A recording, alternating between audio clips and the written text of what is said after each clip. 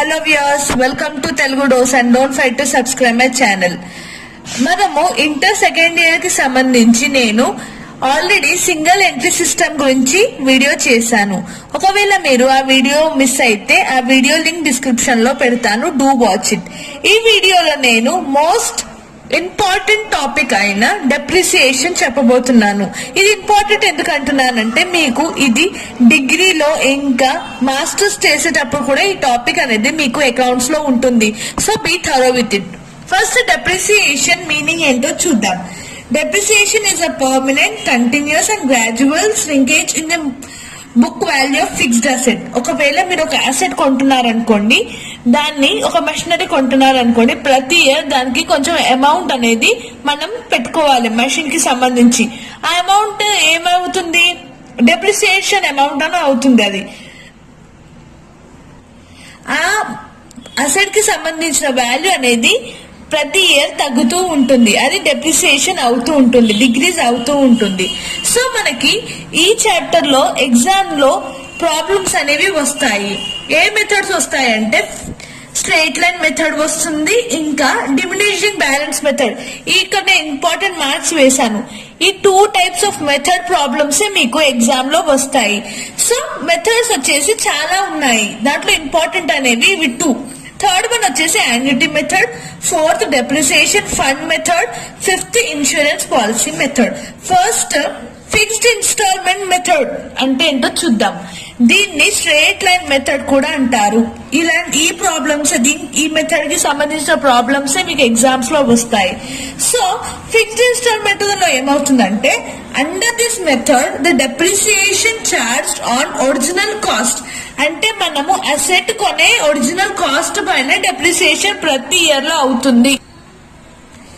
In this method the amount of annual depreciation is fixed or అంటే year లో fix అయ్యే ఉంటుంది. ప్రతి ఇయర్ ఫిక్స్ అమౌంటే డెప్రిసియేషన్ అనేది అవుతుంది, చేంజ్ కాదు. అందుకే దీన్ని ఫిక్స్డ్ ఇన్స్టాల్మెంట్ మెథడ్ అంటారు or straight line method.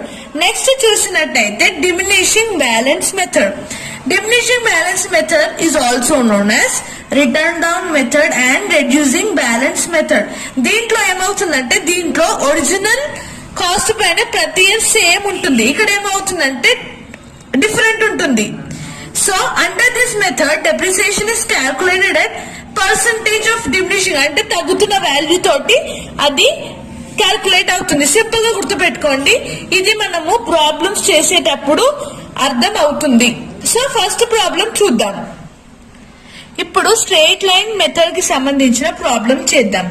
Question చూసినట్టయితే, Ganesh brought a machine for 17,000 and paid for its installment 3,000 on 13 September 2011. Depreciation is provided at 20%. మనకి పర్సంటేజ్ ఇచ్చాను. ఏ మెథడ్ లో చేయమని? Straight line method.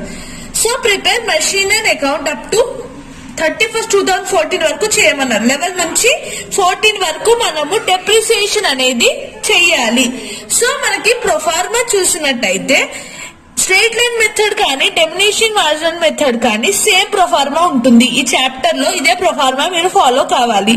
Date particular LF amount, JF amount, date particular JF number amount. ఇది debit side, ఇది credit side. ఎప్పుడైనా ఇక్కడ machinery account అని రాసుకోవాలి, టైటిల్ వాళ్ళు ఇచ్చినట్టే.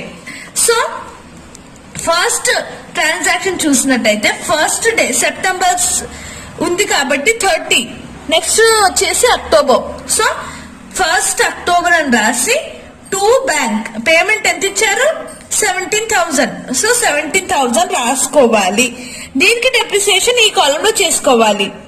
ఏ మంత్ లో? 31st. ఎప్పుడైనా మార్చ్ 31st కే మనకి డెప్రిసియేషన్ అనేది అవుతుంది. సో 31st 3rd రాసుకొని డేట్ రాసుకొని next year by depreciation account రాసుకొని అమౌంట్ వచ్చేసి 20,000 ఇంటూ 20/100 ఇంటూ ఇది ఏ విధంగా చేయాలో ఇప్పుడు నేను చెప్తాను.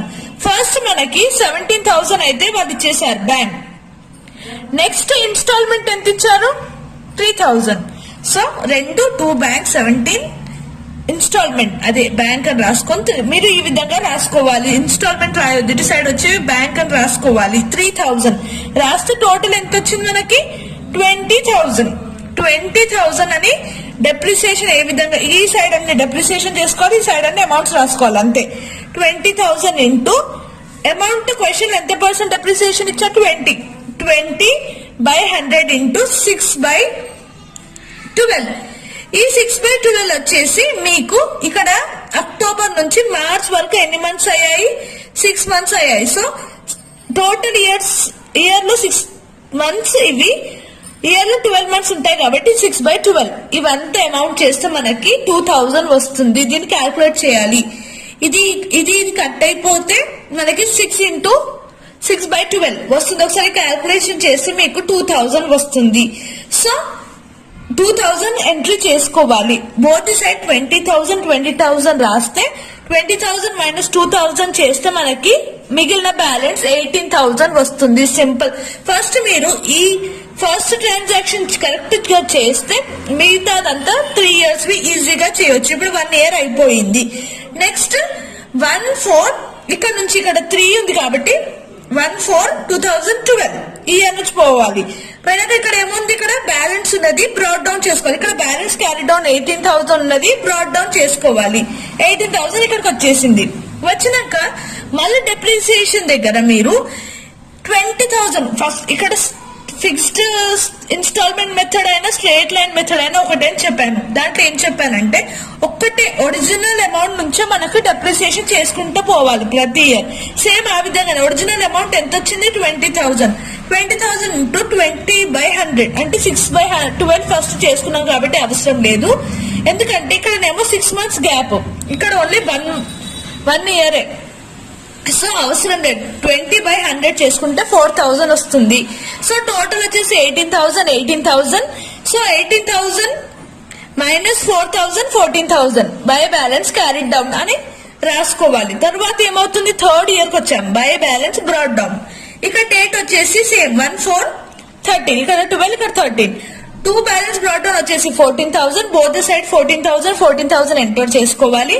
మళ్ళీ దీని డెప్రిసియేషన్ యాజ్ యూజువల్ 20,000 ఉన్న అమౌంట్ ఒరిజినల్ అమౌంట్ తోటి చేసుకుంటే మనకు 4,000 వస్తుంది. సో 14,000 మైనస్ 4,000 వచ్చేసి 10,000. బై బ్యాలెన్స్ క్యారీ డౌన్ వచ్చేసి 10,000. సో మనము ఎండ్ లో 1/4/14 రాసుకోవాలి. నెక్స్ట్ ఇయర్ లో 2 బ్యాలెన్స్ బ్రాడ్ డౌన్ 4,000 సబ్స్ట్రాక్ట్ చేసుకునే అమౌంట్ 10,000 ఇక్కడ రాసుకోవాలి అంతే. దీంతో మనము స్ట్రేట్ లైన్ మెథడ్ ఈ విధంగా చేసుకోవాలి. సింపుల్. ఓన్లీ మీరు గుర్తు పెట్టుకోవాల్సింది ఏంటంటే ఫస్ట్ ఒరిజినల్ అమౌంట్ తోటే మనం డెప్రిసియేషన్, అది క్వశ్చన్ లోనే ఇస్తారు అమౌంట్. ఈ ఫస్ట్ అమౌంట్ కూడా క్వశ్చన్ లో ఇచ్చిన ఇన్స్టాల్మెంట్ ఇంకా పేమెంట్ మెషిన్ అమౌంట్ తోటే చేసుకుంటే ఈ సమ్ అయిపోతుంది. సో నెక్స్ట్ వీడియోలో నేను స్ట్రేట్ లైన్ మెథడ్ కి సంబంధించి ఇంకో ప్రాబ్లం చేస్తాను. So stay tune. Thank you for watching this video and don't forget to subscribe my channel.